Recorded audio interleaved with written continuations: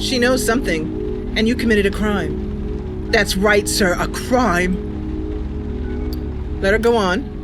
I'd spent the whole day looking like an idiot for that rotten newspaper. Do you have any idea what I do for a living?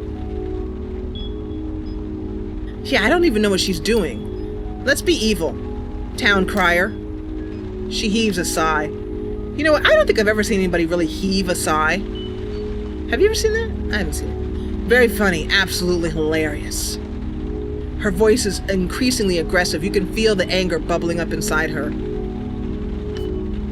I'm a sub-editor, Mr. Taxi driver.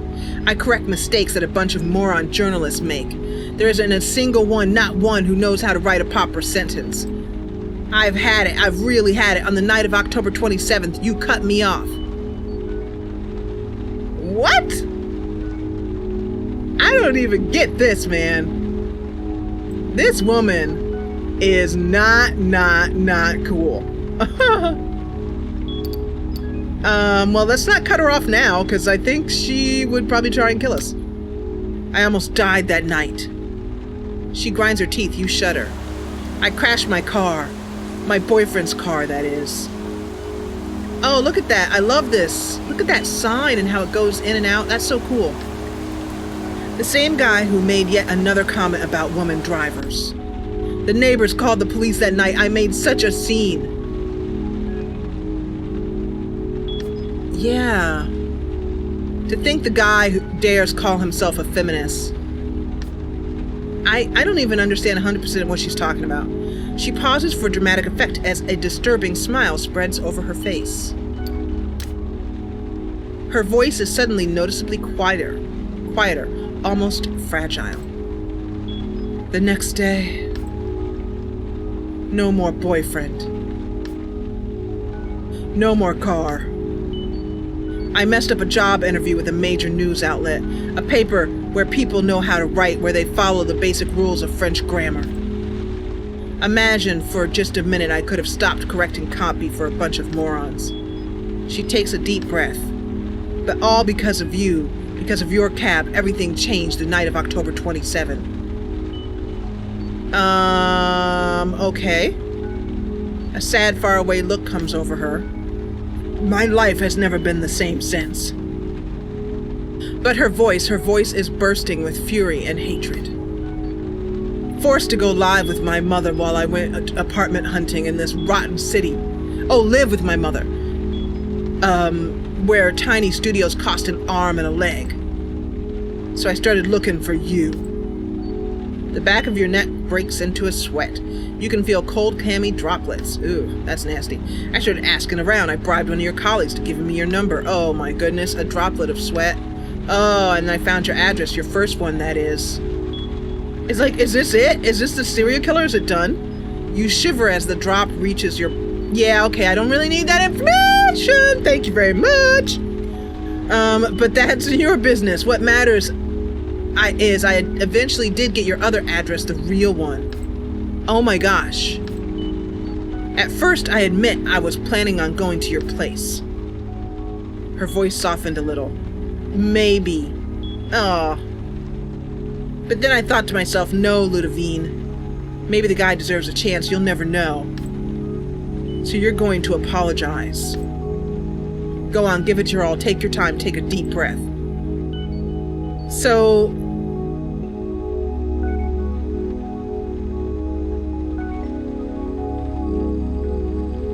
Hi, angry wolves. Ooh, they're your hobby? Oh. Yuck. That's not so... That's... Ooh. No, thank you. Like that. Tell her about the attack. Ask her to leave the taxi. Apologize. If we ask her to leave the taxi, I don't think she's going to. We could apologize. Yeah. Let's, I guess we'll apologize.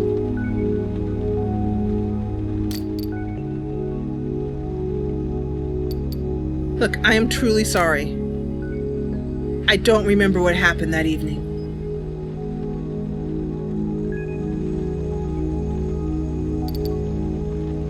And I screwed up. Yeah, I'm still, there's like a bunch of gaps I'm missing here. Like, did this happen before he was attacked by the serial killer or after or what? I don't know. I don't remember what happened that evening and I screwed up. Oh, okay. It's not allowing me to choose that. It keeps repeating the same thing. Okay, do I have to pick one? Is the one the right answer? Sorry for everything that happened, your car, your ex, the job. I'm sorry. Even though it's not my fault? Why isn't it your... I want to know. She's about to add something and then stops. No, you're right. The fact is, they're my problems. Crap. She dispels her anger all at once. Was that the real you speaking? Her voice has slowed down. It was. A smile lights up her face. It was exactly what I needed to hear. I've been thinking about it for months, going over and over it every second of the accident. Telling myself it could have been different, less complicated.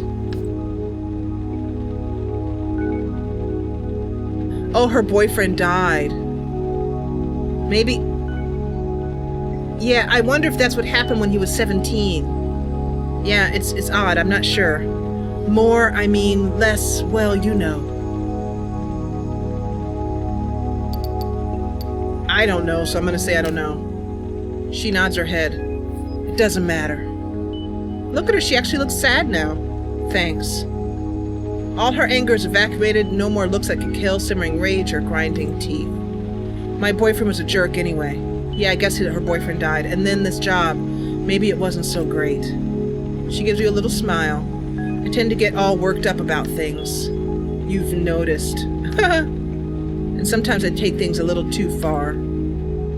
That too. In Paris, we are quick to forget about being nice to each other, about being polite, and for a taxi driver, you're a real sweetheart. Oh, like what taxi drivers are all, well, maybe they all, well, maybe most taxi drivers are not very nice, who knows. She gives a short laugh. This is what I suggest. I'm going to exit the cab. I'm going to go for a little walk in the cold to get my mind off things. I have to learn to... Her voice falters. Manage my anger. It's eating me up. She shakes her head and then with another look in her direction, she says goodbye. The door opens, then closes. You're alone in the taxi, your head spinning slightly as if you just had a drink, just one, but something really strong. Or maybe he broke up with her? Okay. Is she gonna pay? Crafter, you always say the most amusing things. Yeah, but what's really important is like, is she gonna pay us? Because, you know, time is money, you know what I'm saying? You briefly try to remember that night. Nothing but a vague impression of something behind you, the killer's silhouette, a fleeting presence. See, I have to admit I'm having a hard time understanding. You shake your head. There's nothing more than before. This is why it would be really good to have the developer here right about now. So he could explain what's going on. If only you had turned around, everything would have been easier. You would have seen the face of... All at once, you start the cab.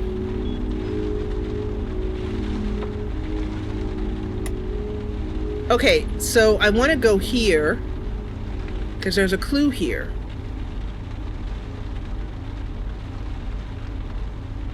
By the way, this map is a real map of Paris. It is, if you live in Paris, you can find your house here. You park a few streets away from the Argentinian embassy. You wait there for your contact. Ooh. Because she was super mad and now she's just fine. Girl, what? I know exactly. Ping is looking scared. Ping's like, I don't know about this. Ping is, for those of you guys who don't know, is one of the stuffed animals behind me, who's one of the patrons. One of the mascots of the channel. All right, so cool. It's so odd to have a contact, so excessive. So I need to moisten the throat here.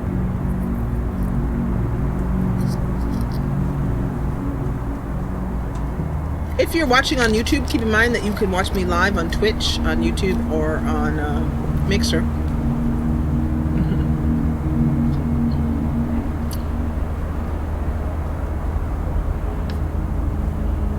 The guy is one of your regular poker buddies. One of your regulars poker buddies. A night watchman at the embassy. You get out of your taxi and walk towards the big metal gate. Clean lines. Early 20th century, maybe. Lots of wrought iron. The gate opens and someone moves towards you. They indicate you should follow them. The person's face is hidden by an oversized hoodie. Okay, yeah, this seems actually really comfortable and like super smart. At night, hanging out and with a person alone in the dark who has a hoodie on, you can't see their face. Perfect. Just sounds so smart. What if it was, that's what I was saying. Who are you? It's me, Jamie. You're David's buddy. You immediately recognize his accent. You don't feel like you're in danger and decide to follow him. You walk into a narrow covered passageway, probably an entrance to a parking garage. We're gonna die!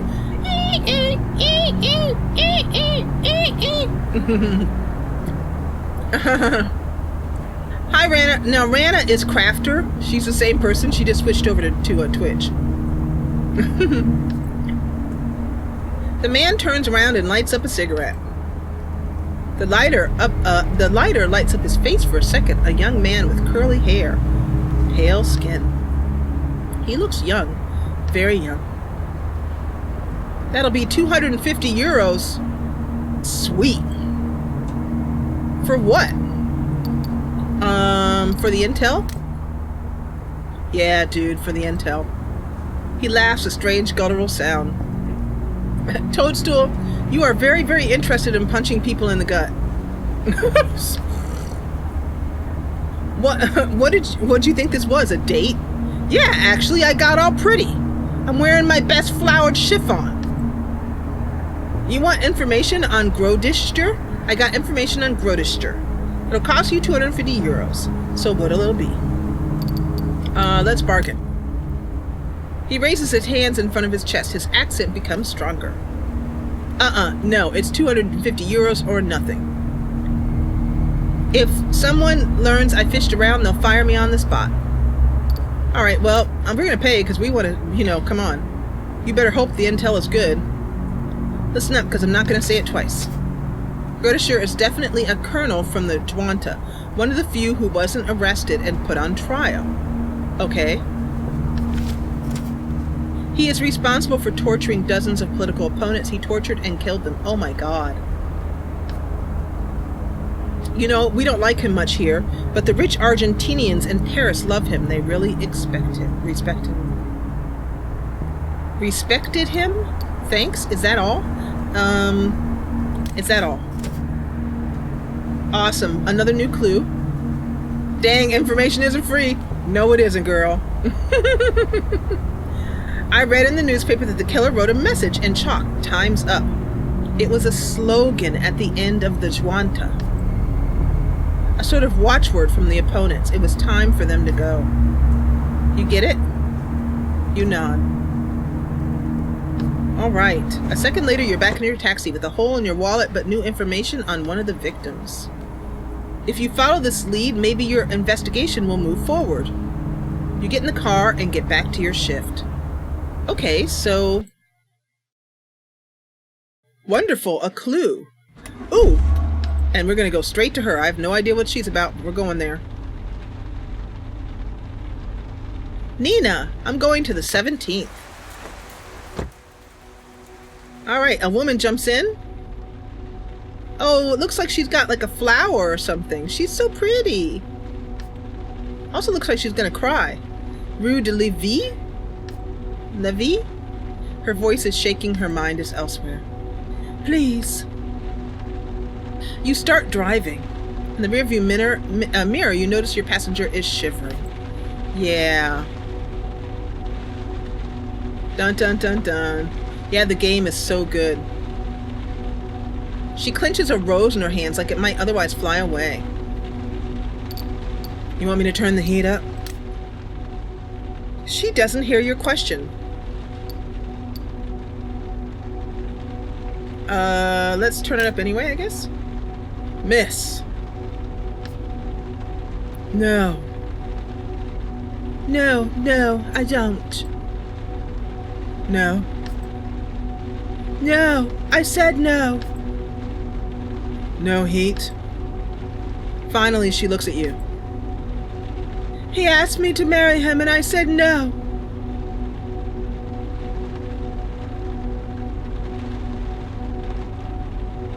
Dude. He had everything planned. He put the ring in my champagne flute, and I said no. She blinks her eyes very slowly. I don't know why I said no. Why? Her expression becomes scornful, aggressive.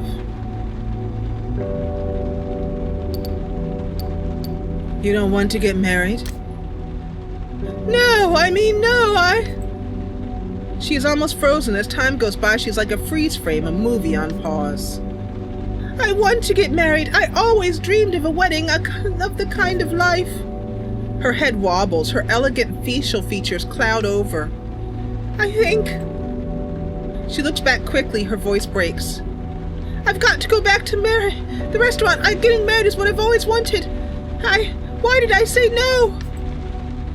You get the impression she's shrinking. She looks tiny and fragile. Oh, look at the poor girl.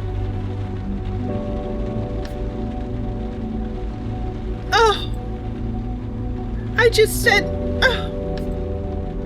Her face looks like she's been in a brutal accident. Well, maybe not that bad. We have to turn around now. All right, let's turn around. Oh, cool. Awesome. So they actually let you turn around. So it showed you turning around. That's cool. Thanks. But she decides not to finish her sentence. As soon as you can, you turn around. In the back seat, your passenger can't bear to look at you. She studies her hands and said, You drive on in silence. It's strange, but you like that odd feeling of going back over the same road. Everything seems so different. The buildings have a different perspective. You see them in a new and unexpected light. The passers-by are no longer the same. They've been replaced by others. The lights are in a different cycle, like they know you're coming back. A few seconds later, without even noticing the ground you'd covered, you pull over in front of the restaurant you just came from. She throws you a shy, almost indiscernible smile. Can I ask you a favor? You nod slowly. Don't ever repeat what I said.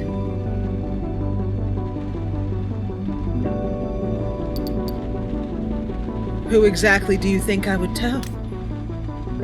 Your colleagues, your friends, your wife, who the hell knows? Not a word, not a word.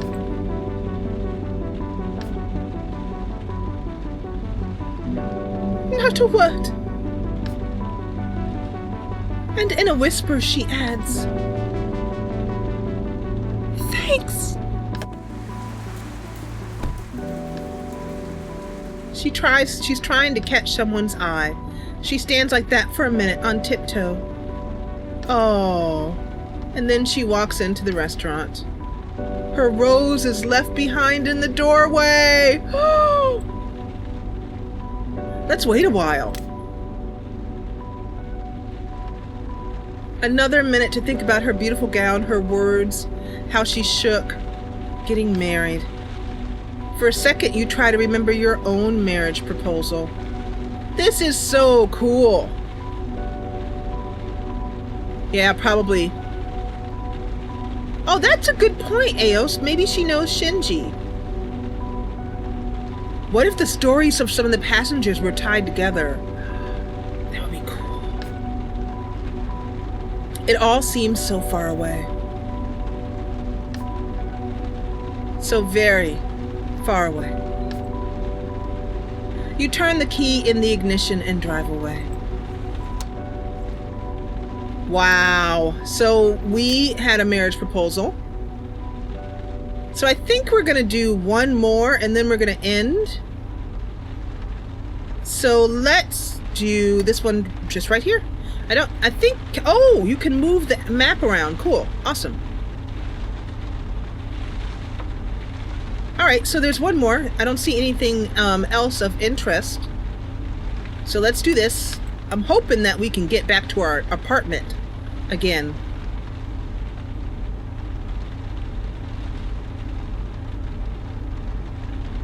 Perva Rao.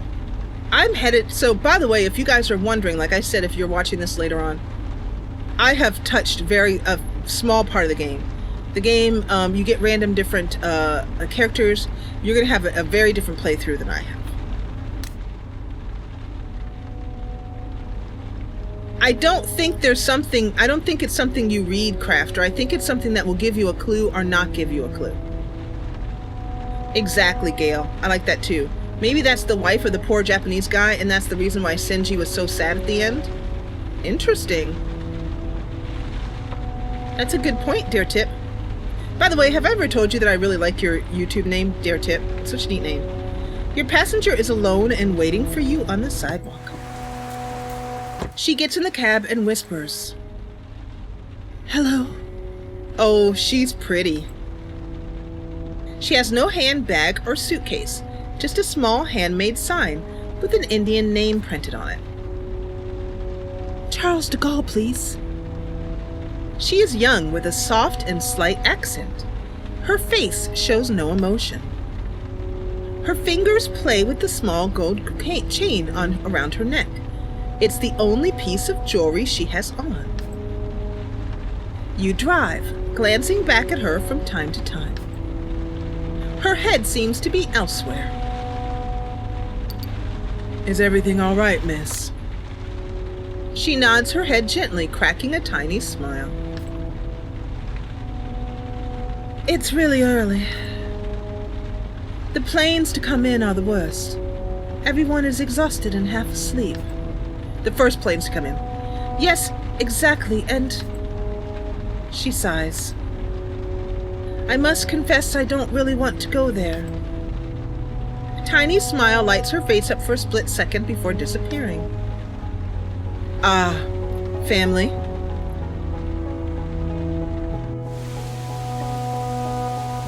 It basically means the guy told you that a long time ago. Can I do an Indian accent? I told you, Toadstool, I can't really do accents. It's just whatever comes out. "Ah, family. My future husband. Well, future. I've never met him." Her accent suddenly becomes stronger. You know this habit well. Just before confiding in you, passengers tend to relax into their natural accent. Cool.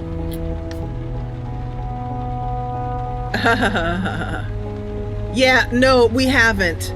We have not cleaned up the leavings. So several passengers are going to be smelling funny throughout the day. Man, that was just crazy. Yeah, we put some Lysol back there. Opened up the windows and said a good prayer too. Put some incense in. There's some incense sticking in the rearview mirror. I am sure he is a great guy, as they say here. Sadness appears in her voice. But I don't know him at all. My parents chose him. It's crazy, isn't it? Are you shocked? No. A sad smile washes briefly over her face. It's tradition, or at least it used to be. My parents are a bit old school, even by standards in India. I chose to study here, and not in England like my sisters. She flashes a smile. I fell in love with Paris, and I decided to stay. I almost never go home. Actually, this is home now. Anyway, my parents, they insist I meet him. He decided to make the trip, saying he had a meeting as a pretext.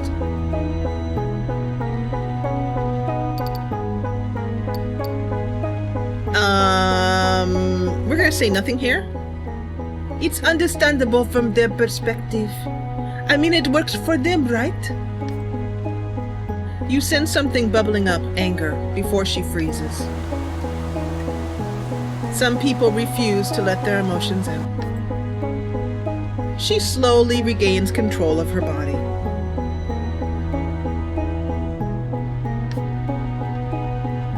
What, day trips do you recommend outside Paris? Nearby. She nods. Versailles, of course. It's really beautiful. Definitely worth it. Her face lights up. Oh, yes. Perfect. I'm sure he'll like that. Or there's Fontainebleau. There's a huge park. Very wild. If he likes hiking. I don't really know. She smiles shyly. You prefer to say nothing. The airport is not much farther. Something about the young woman makes you feel uncomfortable. She looks as if she is about to scream, but is holding it in. Time passes and silence fills the cabin. Which terminal, ma'am? Your question startles her. Oh. Terminal C. 2C, I think. Is that an Indian airline? Indeed. I love how her hair keeps coming down like this. It's so cute. Such little touches. Then it's definitely 2C. The flights come in very early. Yes. Very early. Thank you. I mean, I'm having a hard time keeping this accent. Yes. Very early. Thank you. See, I can't really get it. She grabs her sign and exits the cab. Wow, how strange. As if she was about to say something. Wouldn't it be awesome if he got off the train and he was amazingly beautiful and the perfect match for her and they got married next week? That'd be awesome. Alright, so that's 1707. And I think, now let me see if there's a way to end the, oh, wait, nope, here we go. So we are now at the end of night 2. Oh, this game is awesome. We found Ultra Yellow at Furiosa. Yes, we did. Ultra Skaters. Oh my gosh, look at our losses.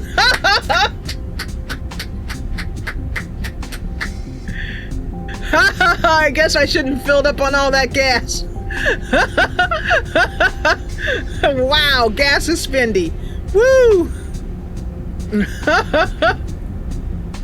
We met Sinji. Yep. So we're going to check the Passadex menu for more details. We have met Ludovine. Awesome. Yeah, that was intense. Oh, that's what it was. It wasn't the gas. It was that $250. You're right. That we paid for information. So yeah. Okay. We have met Nina. Okay.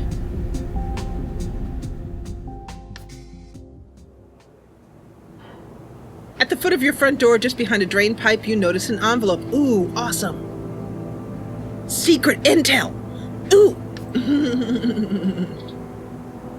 It's thick and heavy. You can just make out your name written in thick black marker on the front. Your real name. Ooh. You take a deep breath and go inside. In the envelope, you find more information, just as Bousset promised. Oh, okay. 4 clues discovered. You lay them on the table. You look at new evidence on the table. It will take you a while to read everything carefully. Steps in the hallway. They stop in front of your door and then move away. You crack your knuckles and get to work. Okay, so this is another picture, a crime scene 4. So maybe the killer struck again. We have a new investigation. Not enough time. What does that mean?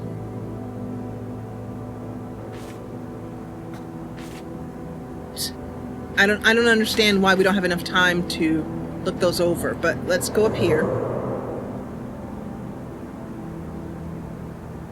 Okay, so we have the killer's height. That's huge. But we haven't met any of these people yet.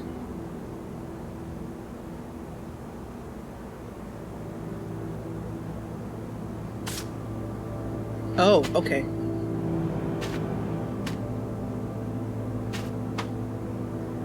I'm still not sure how we hook up these crimes. I mean, these how we hook these up with the people. Just want to make sure I'm not missing anything. No, I'm not. Okay.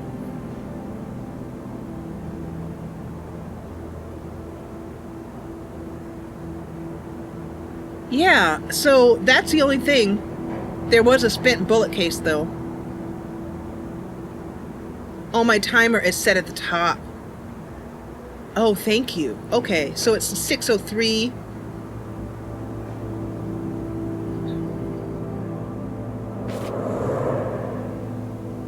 So I guess we should have chosen what we could do, I guess. Okay. All right. So so next documents, that's not anything. And we could end the night here.